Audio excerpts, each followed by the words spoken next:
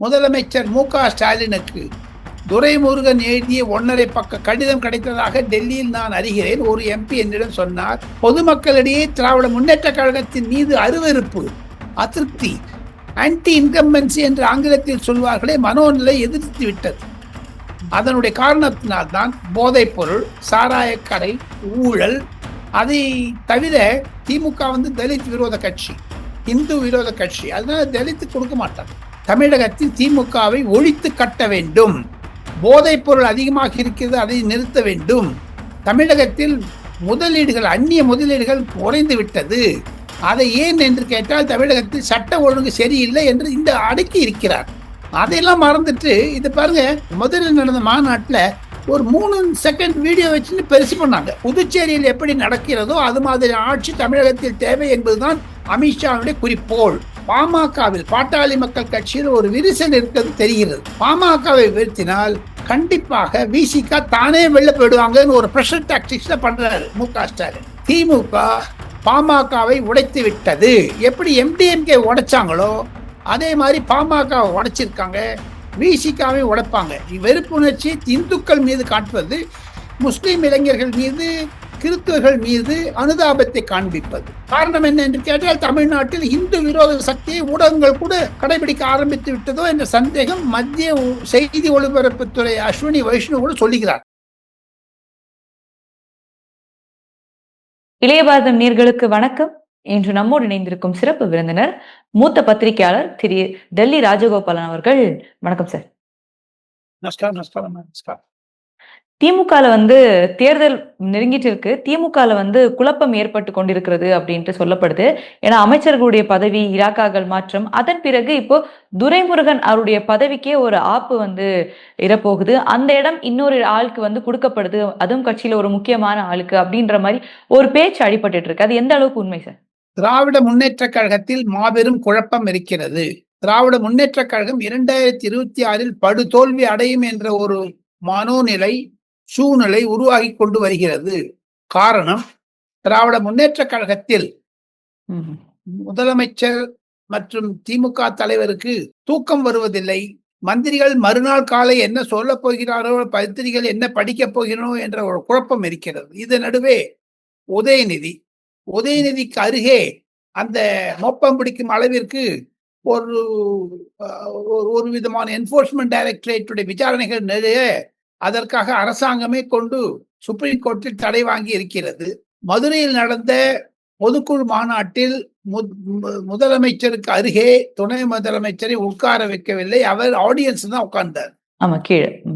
இதெல்லாம் வச்சு பாத்தீங்கன்னா திமுகவில் குடும்ப கட்சி சண்டை, குடும்பத்தில் போதாத குறைக்கு தயாநிதி மாறன், கலாநிதி மாறன் சண்டை, சபரீசனுடைய அயல்நாடு பிரயாணம், உள்நாடு பிரயாணம், இந்த மாதிரி சுற்றுறது, மந்திரிகளிடையே குழப்பம், எல்லாத்தையும் தவிர நேற்று முன்தினம், அதாவது வியாழக்கிழமை மாலை முதலமைச்சர் மு.க.ஸ்டாலினுக்கு துரைமுருகன் எழுதிய 1.5 பக்க கடிதம் கிடைத்ததாக டெல்லியில் நான் அறிகிறேன். ஒரு எம்பி என்னிடம் சொன்னார். அந்த கடிதத்தில் தான் ஓய்வு பெற இருக்கிறேன், வயது 86 ஆகிவிட்டது, போதும், மனநிலை விட்டது என்று எழுதியிருக்கிறாராம். அது ஒரு ராஜினாமா கடிதம் என்ற தோரணையில் எடுத்துக்கொள்ளாமல் இருந்தாலும் அதிலிருந்து ஒன்று தெரிகிறது. 2026 பொது தேர்தலில் ஒருவேளை தப்பித்து திமுக ஆட்சி அமைக்குமானால் உதயநிதி ஸ்டாலின் தான் முதலமைச்சராக இருப்பார். மு.க.ஸ்டாலின் இல்லை என்பதை துரைமுருகன் உணர்த்துகிறார். சார், ஆனா ஒரு சந்தேகம் என்னன்னா, துரைமுருகன் அவர்கள் நான் இன்பநிதி கேபினெட்ல கூட நான் செயல்படணும் அப்படின்னு ஆசைப்படுறேன்னு சொன்னவர் தான். அவருக்கு சொல்றது வாயால் எதுவும்னா சொல்லலாமே, செயல்லையே ராஜினாமா கடிதம் கொடுக்கிறார். வாயால நீங்க 100 சொல்லலாம். அது அந்த 1.5 பக்க கடிதத்தினுடைய நிலைமை என்ன? நான் என்ன சொல்லிவிடலாம் வாயால. எதற்கு உதயநிதி கேபினெட்ல இருப்பேன், இந்த இன்பநிதி கேபினெட் கூட இருக்கிற ஒரு மந்திரி சொல்லிருக்காரு, நான் கேட்டேன். ஆக மொத்தம் குடும்ப கட்சி 2026 படு தோல்வியை நோக்கி செல்லுகிறது. பொதுமக்களிடையே ஒரு விரோதம், காழ்ப்புணர்ச்சி, பொதுமக்களிடையே திராவிட முன்னேற்ற கழகத்தின் மீது அருவருப்பு, அதிருப்தி, ஆன்டி இன்கம்பன்சி என்று ஆங்கிலத்தில் சொல்வார்களே, மனோநிலை எதிர்த்து விட்டது. அதனுடைய காரணத்தினால்தான் போதைப் பொருள், சாராயக்கடை, ஊழல், அதை தவிர பிடிஆர் பழனிவேல் தியாகராஜன் சொன்னது மாதிரி 35,000 கோடி ரூபாய்க்கு ஊழல், மருமகன் மகன் என்றார். அதை ஏற்ப 35,000 கோடி ரூபாய்க்கு உங்களுக்கு டாஸ்மார்க்ல இருக்குன்னு சொல்லி அமித்ஷா சொல்றாரு. அதே 35,000 கோடின்னு சொல்லிட்டு நம்ம கலாநிதி மாறனும் தயாநிதி மாறனும் சண்டை போட்டுக்கிறாங்க. குடும்பப்பிடி சண்டை. குடும்பத்தில் அரண்மனை ரகசியம் என்றாலும் அது குடும்பப்பிடி சண்டை. அடிச்சுக்கிறாங்க, குஸ்தி மாதிரி போட்டுக்கிறாங்க. இது எதை காண்பிக்கிறது? பணத்தின் மமதை. அதையும் தவிர பொதுமக்களிடையே இருக்கக்கூடிய நிலைமையை பார்த்தால், என்று இந்த திராவிட முன்னேற்ற கழக அரசாங்கத்தை வீட்டுக்கு அனுப்ப போகிறோம் என்ற நிலைமை துடிதுடித்து இருக்கிறார்கள்.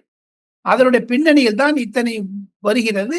அதனால் தான் துரைமுருகனை பாஜகவினுடைய ஸ்டைல் மாடல் படி மார்கதர்ஷன் மண்டல் என்று சொல்லுகிறார்களே, வழிநடப்பு குழு, அதில் துரைமுருகனையும் பொன்மடியையும் எல்லாரையும் வயசானவங்களாம் அதை சேர்த்து விட்டுறது. அது ஒரு ட்ரெயின் மாதிரி போகும். அது அந்த அந்த வண்டியில உட்காந்துட்டாங்கன்னா எல்லாருமே பொது வழியில் போக வேண்டியது. இது பாஜகவை மாற்றி சிக்கர் ஓட்டுகிறார் மு.க. ஸ்டாலின். துரைமுருகனுடைய அந்த இடம் வந்து யாருக்கு கொடுக்கப்படும் அப்படின்ற ஒரு காம்படிஷன் இங்க இருக்குது இல்லையா? மூத்த தலைவர்கள் தானா, இல்ல அது கீழே இருக்கும் நெக்ஸ்ட் ரேஞ்ச் தலைவர்களுக்கு வருதா, இல்ல முக்கியமாக கனிமொழி அவர்களுக்கு வந்து மத்திய அரசு அதிகமான முக்கியத்துவம் கொடுக்குறாங்க அப்படின்றதுனால கனிமொழி அவர்கள் அந்த இடத்துக்கு வர்றதுக்கான சான்சஸ் இருக்கு அப்படின்ற பேச்சு இருக்கு? கனிமொழி வளர்த்து முடியாதுங்க. அந்த கனிமொழி வர முடியாது. கனிமொழியினுடைய தாய் she is totally against M K. Stalin. அது நன்னா தெரியும் எனக்கு. அது மு.க. அழகிரி மூலமாகவும் தெரியும். அம்மையாரே சொல்லி இருக்கிறார்கள். ஐயா கருணாநிதி நம்முடன் இருந்த போதே அசல் புசலாக விஷயம் வருது. அதுல ஷீ won't be accommodated. அவருக்கு ஒரு சின்ன ரூம் கொடுத்துட்டு எங்கன்னு உட்கார வச்சிருவாங்களே தவிர, பொதுச் செயலாளர் என்று வந்தால் ஏவா வேலுதான் முதல் வருகிறார். அடுத்ததாக ராஜாவுக்கு கொடுக்க மாட்டாங்க. ஏன்னா அவர் ஒரு தலித். திமுக வந்து தலித் விரோத கட்சி, இந்து விரோத கட்சி. அதனால தலித்து கொடுக்க மாட்டாங்க. இப்போ இப்படி இருக்க சூழ்நிலையில நயினார் அவர்கள் வந்து டெல்லிக்கு போன ஒரு விஷயம், இந்த நேரம் போறதுக்கான தேவை என்ன அப்படின்ற மாதிரியும் அவர் ஒரு பிரஸ் மீட் கொடுக்கும்போது இன்னைக்கு காலையில் நயினார் அவர்கள் வந்து நான் யார் யாருக்கு என்ன பொறுப்பு அப்படின்ற ஒரு சஜஷன் பட்டியலை வந்து நாங்கள் முன்வைத்திருக்கிறோம் அப்படின்ற மாதிரி ஒரு கருத்தை அவரும் முன்வைக்கிறாரு. சோ யார் யாருக்கு என்ன பதவி அப்படின்றத நயினார் அவர்கள் ஒரு தீர்மானம் கொடுத்திருக்காரு. அதுக்காக தான் அதுக்கு ஒரு கன்சல்டேஷன் ப்ராசஸ்க்காக தான் வந்தாரு. அதையும் தவிர இளையவாதம் நேயர்களுக்கு ஒரு விளக்கத்தை சொல்ல வேண்டும் என்றால், நயினார் நாகேந்திரன் பார்த்தது ஜே.பி. நட்டா இன்றைய தலைவரை. ஜூலை 10ஆம் தேதிக்குள்ளதாக பாஜகவிற்கு புதிய தலைவர் தேர்ந்தெடுக்கப்பட இருக்கிறார். நட்டாவினுடைய ஆதரவாளர்கள் என்னிடம் கூறுவது என்ன என்று கேட்டால், நட்டாவே என்னிடம் சொன்னது என்ன கேட்டால், ஒருவேளை நான் இவர் லிஸ்ட் எல்லாம் கொடுத்துட்டாரு, அந்த லிஸ்ட் கொடுத்தால் நான் பரிசீலனை செய்வோம். அதையும் தவிர தமிழ்நாடு இன்சாக இருக்கக்கூடிய அரவிந்த் மேனனுடைய அது ஒரு ஆய்வும் இருக்கிறது. புது பிரசிடென்ட் ஆஃப் பிஜேபி கிட்ட விட்டுட்டா நல்லா இருக்குமா அப்படின்னு நினைச்சிட்டு இருக்கோம் சொல்றாங்க. ஏன் தெரியுமா? இந்த தமிழ்நாடுனுடைய பாஜக நிர்வாகிகள் லிஸ்ட் வரும்பொழுது அஞ்சு அண்ணாமலைக்கு தேசிய செயலாளராக கொடுக்க பொதுச் செயலாளராக வருவார் என்று ரெண்டும் சைமல்டேனியஸா பண்ணுவாங்க. ஆமா, 2 நாளாக ட்விட்டர்ல பார்க்க முடியுது அண்ணாமலை அவர்கள் நேஷனல் செக்ரட்டரி அப்படின்ற மாதிரி. அபிஷியல் அனௌன்ஸ்மெண்ட் வரல. தருண் விஜய் எழுதி விட்டார தவிர அது ஒண்ணு வந்து ஏதோ அமித்ஷா நேத்தி கன்ஃபார்ம் பண்ணியிருக்காரு. அது ஏற்கனவே போன தொலைக்காட்சியில் நாம் இருவரும் அதை பற்றி பேசினோம். நானும் சொல்லிட்டேன் உங்ககிட்ட, he is going to get general secretaryship சொல்லிட்டு. ஆமா. சோ அதே மாதிரி இப்போ அதிகாரப்பூர்வமாக அது வரல அப்படின்னாலும் அமித்ஷா அது இருக்கணும் அப்படின்னு அமித்ஷா அவர்களுக்கு தேவை இருந்தாலும் அண்ணாமலை அவர்கள் முதலே ஒரு கருத்தை முன் வச்சிருந்தார் இல்லையா? நான் வந்து இங்கேதான், நான் தமிழ்நாடு அரசியல் தான் செய்வேன், எனக்கு அதற்கான நாங்க டெல்லி போயிட்டால் நான் உடனே வந்துருவேன் அப்படின்ற மாதிரி ஒரு பொதுச்செயலாளர் பதவி கொடுக்க போறாங்க அப்படின்னா டெல்லியிலேயே அண்ணாமலை அவர்கள் அதிகமாக நேரம் செலவிட வேண்டியதாக இருக்கும் இல்லையா? சோ அவர் அதை ஏத்துப்பாரா? அதே நேரத்துல இன்னும் ஒரு மாறுபட்ட கருத்தாக அண்ணாமலை அவர்கள் ஒரு புதிய கட்சி வந்து தொடங்க போறாரு இந்த அதிமுக கூட்டணி வந்ததுல அப்படின்ற மாதிரி எல்லாமே. அண்ணாமலை புது கட்சி தொடங்கினான்னு அதெல்லாம் அந்த மாதிரி ஒரு இம்ப்ரெஷன் டெல்லியில கிடைக்கலீங்கம்மா. அண்ணாமலை புது கட்சியெல்லாம் தொடச்சாருன்னா வைக்க மாதிரி ஆயிடுங்கம்மா. அதெல்லாம் அவருக்கு ஏன்னா ஒரு கட்சி ஆரம்பிக்குதுன்னு சும்மா இல்லை. அதற்கான கட்டமைப்புகள், அலுவலகங்கள், ஆதரவாளர்கள்லாம் இருக்கு. அண்ணாமலைக்கு புகழ் கண்டிப்பாக தமிழகத்தில் இருக்கிறது. அவசரப்பட்டு கட்சி ஆரம்பிப்பாரே ஆனால் அது அவருக்கு ஒரு சரிவைத்தான் ஏற்படுத்தும் என்பதுதான் டெல்லியில் நிலவக்கூடிய கருத்து. ஆனால் பொதுச் செயலாளராக இருந்தார்னா அவருக்கு ஒரு நல்ல மகிமை கிடைக்கும். ம். தமிழ்நாட்டிற்கு ஒரு அப்சர்வரா போட்டாலும் அதுக்கு ஒரு வாய்ப்புகள் பிரகாசமாக இருக்கின்றன. அதுதான் டெல்லியில் இருக்கக்கூடிய நிகழ்வுமா. அமித்ஷா அவர்கள் வந்து தற்போது இந்த எலக்ஷன் வரத ஒட்டி 2 முறை தமிழ்நாடுக்கு வந்துட்டு போயிட்டாரு. அவருடைய பேச்சும் வந்து ரொம்பவே ஒரு டிஎம்கே வந்து அவர் ரொம்ப ஐஸ் ஆன் டிஎம்கேன்ற மாரி இருக்காருன்னு ரொம்ப அருமையாக அவர் வந்து விளக்கியிருந்தாரு.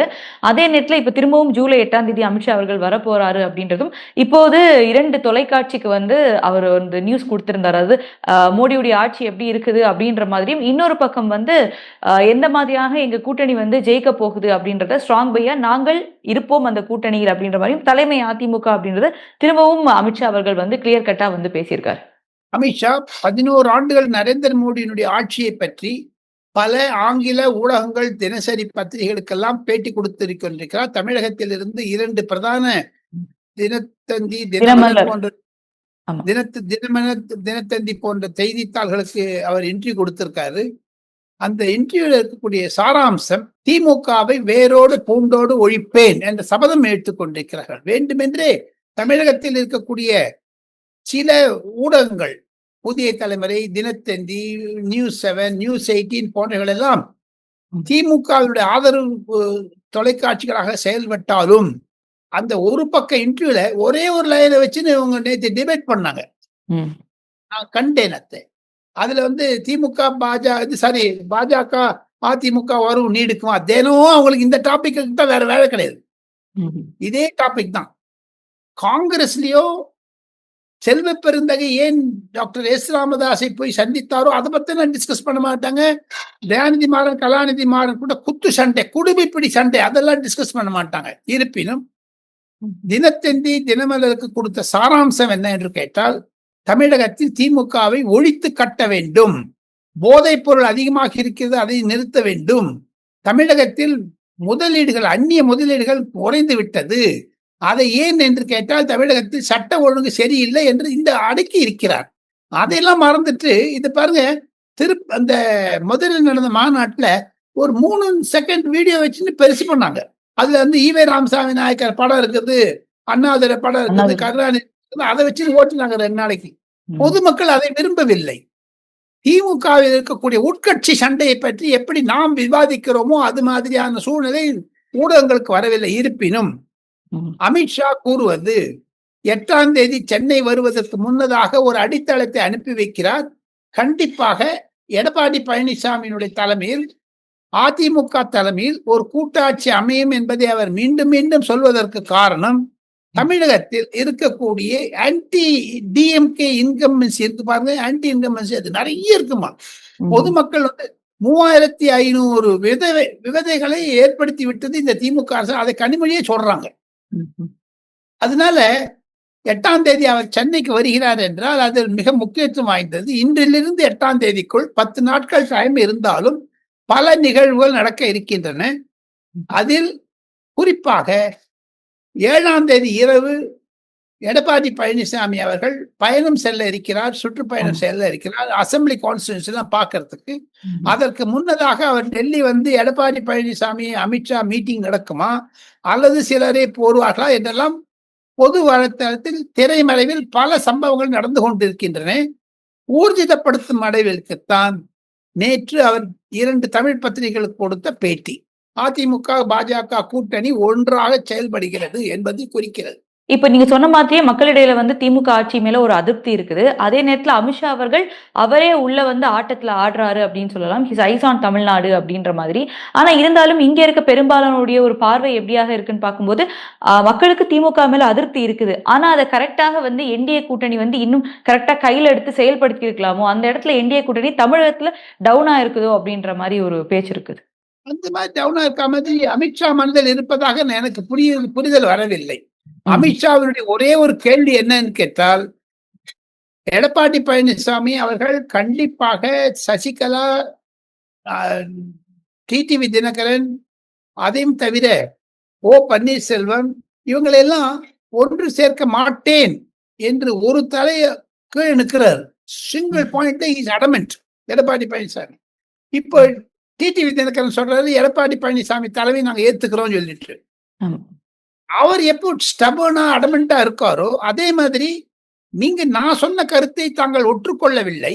For merger of all ADMK factions நீங்க சொல்லாத கூட்டணி ஆட்சி வேண்டும் என்று நாங்கள் வற்புறுத்துகிறோம் என்று ஒரு ஒரு பேரலா கொண்டு மிஸ்டர் அமித்ஷா. அதான் அவருடைய கருத்து என்று தான் அமித்ஷாவே கூறுகிறார், அமித்ஷாவுடைய ஆதரவாளர்கள் கூறுகிறார். நீங்க குறிப்பிட்ட போலயே வந்து கண்டிப்பாக அமித்ஷா தன்னுடைய கண்ட்ரோல்ல தமிழ்நாடை கொண்டு வந்து விட்டார். அதுவும் ஒரு புதியதாக ஒரு சிறப்பு செய்தியாக இளைய பாரத நேயர்களுக்கு அஞ்சு மூலமாக சொல்லிக் கொள்வது என்ன என்று கேட்டால், அமித்ஷாவுடைய கையில் ஒரு 8 பக்க அறிக்கை இருக்கிறது. 3 விதமான ஆய்வுகள் நடத்தப்பட்டன தமிழ்நாட்டில். 3 ஆய்வுகள் தனித்தனியா ஒரு Calcutta based company, Mumbai based company, Bengaluru based company என்று 3 பேர்களை வைத்து ஒரு சர்வே ஒன்று எடுத்தாங்க.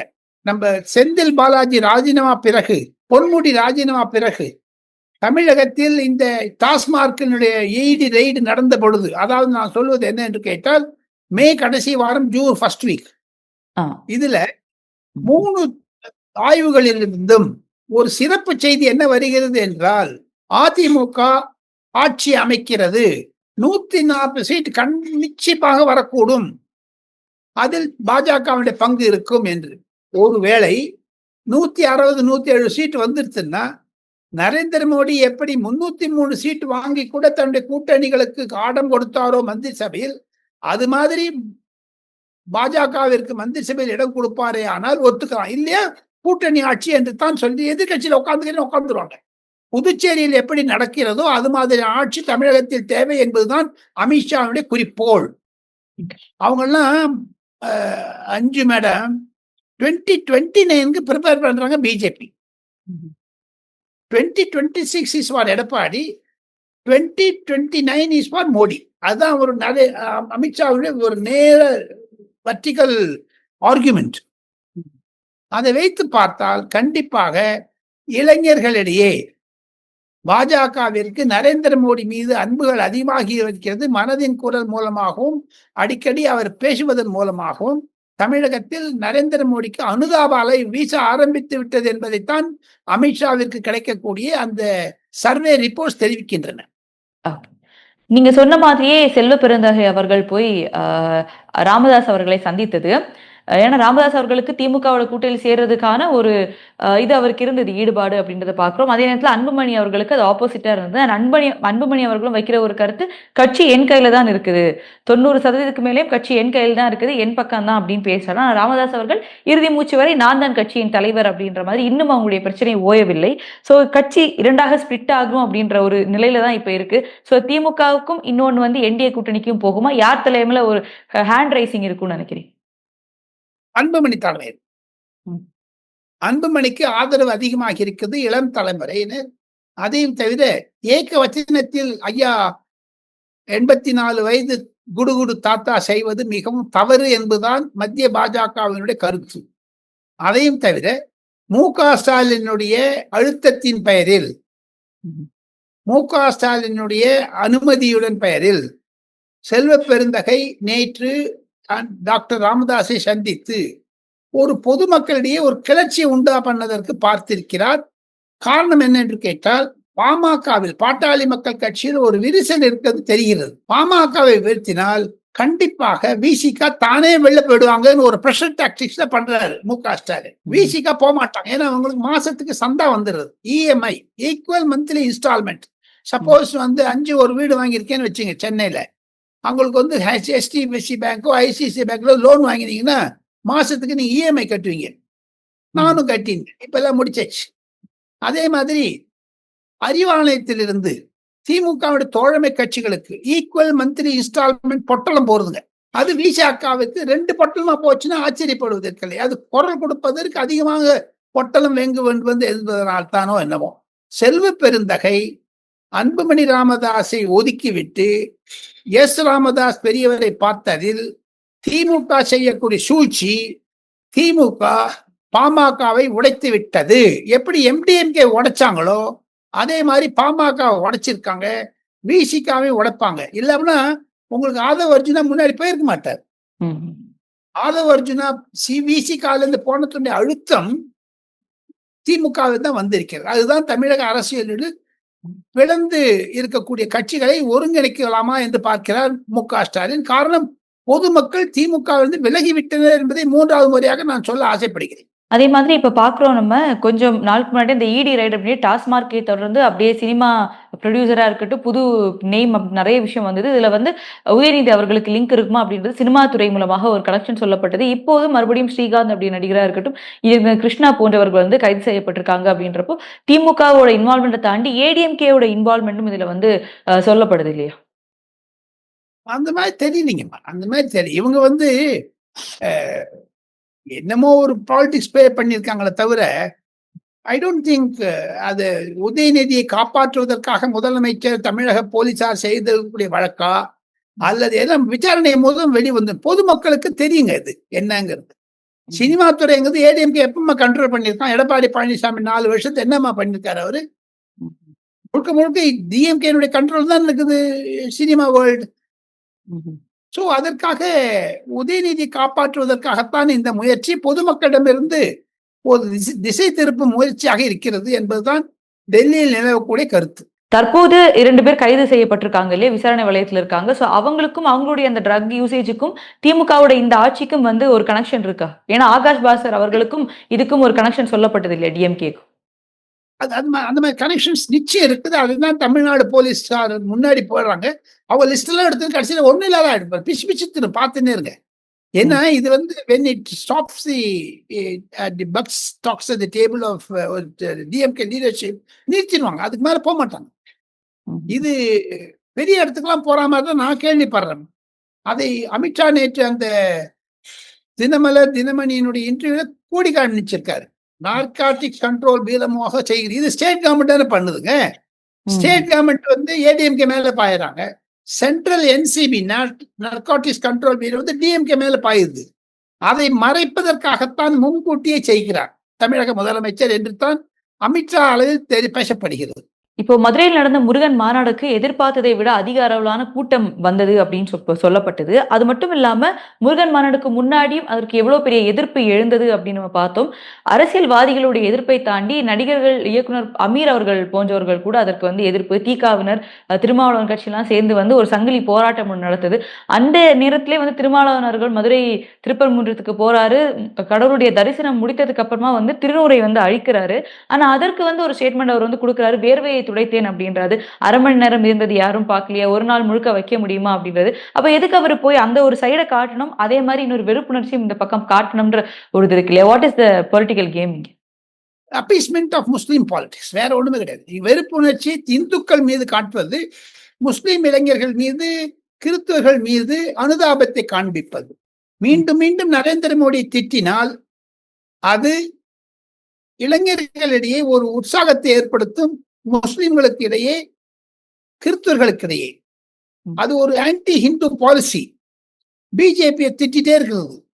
இப்ப பாருங்க, தமிழ்நாட்டில் கடந்த 5 வருடத்தில் அனுதாப அலை என்று சொன்னால் கண்டிப்பாக நரேந்திர மோடிக்கு வந்து விட்டது. காரணம் 2 சைடும் பிஜேபி சொல்றாங்க. ஏடிஎம்கேயும் சொல்லுது, டிஎம்கேயும் சொல்லுது. அதனால தான் திருநீரை அழிப்பது. இப்ப நரேந்திர மோடி வந்து தொப்பி போடல, அந்த முஸ்லிம்கள் கஞ்சி குடிக்கக்கூடிய அந்த ரம்ஜான் விருந்தில் என்று பெரிய குற்றச்சாட்டு வந்தது. இப்ப இவர் திருநீரை அழிக்கிறார். அதை பற்றி ஏதாவது ஒரு ஊடகம் டிஸ்கஸ் பண்ணியிருக்காங்களோ? இல்ல. காரணம் என்ன என்று கேட்டால், தமிழ்நாட்டில் இந்து விரோத சக்தியை ஊடகங்கள் கூட கடைபிடிக்க ஆரம்பித்து விட்டதோ என்ற சந்தேகம் மத்திய செய்தி ஒளிபரப்புத்துறை அஸ்வினி வைஷ்ணு கூட சொல்லுகிறார். தமிழகத்தில் இருக்கக்கூடிய ஊடகங்கள் இந்துக்கு எதிரான ஊடகங்கள் என்று. இப்போ 2026 தேர்தல், பாஜகவுடைய தேசிய தலைவர் யார், அண்ணாமலைக்கு என்ன பொறுப்பு கொடுக்கப்பட போறாங்க அப்படின்ற பல விஷயங்கள் சுற்றி வந்து கொண்டிருக்கிறது. RSS உடைய 100வது ஆண்டை வந்து நிறைவடைஞ்சிருக்காங்க அப்படின்ற பல விஷயங்கள். சோ நம்ம சேனலுக்காக உங்ககிட்ட ஏதாவது ஒரு எக்ஸ்க்ளூசிவ் ஸ்கூப் இருக்கா சார் டெல்லியில? கண்டிப்பாக ஸ்கூப் என்பது என்னை பொறுத்த மட்டில் அடுத்த பாஜகவுடைய தலைவர் RSS உடைய நியமிக்கப்பட்டு ராஜ்நாத் சிங் வரக்கூடும் என்று தான் டெல்லியில் பரவலாக பேசுகிறார்கள். அது நேற்றைய செய்தி. இன்றைய செய்தி 28 சாட்டர்டே ஜூன். அதுதான் நினைவிருக்கிறது. நேற்று கூட ராஜ்நாத் சிங் கோயம்புத்தூரில் தான் இருந்தார். அவருடைய மனைவிக்கு உடல்நிலை சரியில்லை என்று கோயம்புத்தூரிலிருந்து இன்று காலை அவர் சைனாவிலிருந்து நேர டெல்லிக்கு வந்து கோயம்புத்தூர் போனார். அவருடைய ஸ்டாஃப் மெம்பர் சொல்றாங்க. பிஜேபியில ராஜ்நாத் சிங் தான் அடுத்த முதல், அதாவது பிஜேபியுடைய தலைவர், நட்டாவிற்கு அடுத்தது. அந்த தலைவர் தான் 2029 நரேந்திர மோடி 4வது முறையாக பிரதமராக கொண்டு வரக்கூடிய சூழ்நிலை வரும். அதற்கு முன்னாடி இளைய பாரதம் நேயர்களுக்கு ஒரு முக்கியமான செய்தி என்ன என்று கேட்டால், 26 5 ஸ்டேட்ல election, 27 turning point for Narendra Modi, crucial year 3 விஷயத்துல. ஏன்னு கேட்டீங்கன்னா, உத்தரப்பிரதேசத்தில் 3வது முறையாக யோகி ஆதித்யநாத் வந்தால்தான் 2029 பாஜக வருமா ஆட்சியில் வராதா என்று நிர்ணயிக்க முடியும். 2வதாக துணை ஜனாதிபதி தேர்தல், 3வதாக ஜனாதிபதி தேர்தல். அப்பொழுது மோடியினுடைய மந்திரி சபையில் இருக்கக்கூடிய ஒரு மூத்த அமைச்சரை துணை ஜனாதிபதி ஆக்கி, வேறு ஏதாவது ஒரு சவுத் இந்தியன் டால் லீடர் ஜனாதிபதி ஆக்குவதற்கான முயற்சிகள் டெல்லியில் ஆரம்பிக்கப்பட்டாலும், என்னுடைய சிறப்பு செய்தி என்ன என்று கேட்டால், 2029 தேர்தலை மனதில் கொண்டுதான் அடுத்த பாஜக தலைவர் வருவார். 3 பெயர்கள் அடிபடுகின்றன. ஒன்று ராஜ்நாத் சிங், அடுத்தது தேவேந்திர பட்னவிஸ், 3வதாக பூபேந்தர் யாதவ் என்பவர். நான் எதுக்கு பெட்டு கட்டுறேன்னா, பூபேந்தர் யாதவுக்கு நான் பெட்டு கட்டுறேன். என்னுடைய ஒரு அணுகுமுறையின் மூலமாக, புரிதல் மூலமாக பூபேந்தர் யாதவுக்கு நரேந்திர மோடிக்கு அதிகம் இருக்கு. ஆனா RSS ஒத்துக்க மாட்டேங்கிறாங்க. பூபேந்தர் யாதவ் யங்ஸ்டர், அவங்க சொல்றாங்க ஐடியாலஜிக்கலி எங்களுடைய சப்போர்ட் பண்ணணும். நட்டா எங்க பக்கம் இருந்தாலும் நட்டா RSS எதிர்த்து பேசியிருக்காரு. இந்த மாதிரி ஒரு குழப்பங்கள் கண்டிப்பாக அவங்க 2 பேருக்கு கருத்து வேறுபாடுகள் இருக்கின்றன, இல்லைன்னு சொல்ல முடியாது. அதனால்தான் எல்லாமே டிலே ஆகுது. எல்லாம் ஏற்பாடு பண்ணிட்டாங்கம்மா அஞ்சு. ஆபரேஷன் சிந்து தடால்னு வந்துருவே, அது that was postpone for 2 months. அது இப்பொழுது பிரதமர் நரேந்திர மோடி அவர்கள் 2ஆம் தேதி காலை 5 நாட்களுக்கு 5 தேச சுற்றுப்பயணத்தை செல்ல இருக்கிறார். அவர் திரும்பி வந்தவுடன் 21ஆம் தேதி ஜூலை பாராளுமன்றம் ஆரம்பிப்பதற்கு முன்னதாக ஒரு 10 - 15 தேதிக்குள்ள பாஜகவுடைய தலைவர் நியமிக்கப்படுவார். அந்த தலைவர் செக்ரட்டரி ஜெனரல் என்று அண்ணாமலைக்கு பட்டம் சூட்டுவார்களா, அல்லது பாரதிய யுவ மோர்ச்சாவினுடைய தலைவராக தேஜஸ்வி சூர்யா இடத்திற்கு வருவாரா, இதெல்லாம் பார்க்க வேண்டியது. அண்ணாமலைக்கு கண்டிப்பாக அமித்ஷா சொன்னது மாதிரி ஏற்கனவே நாம் 2-3 தடவை தங்களிடமே நான் சொல்லி இருக்கிறேன், அண்ணாமலைக்கு முக்கிய பதவி காத்து கொண்டிருக்கிறது என்பதுதான் என்னுடைய சிறப்பு செய்தி. அஞ்சு சார், எங்களோட இணைந்து பல்வேறு கருத்துக்களை பயந்தமைக்கு ரொம்ப நன்றி sir. Thank you. Thank you sir. Thank you.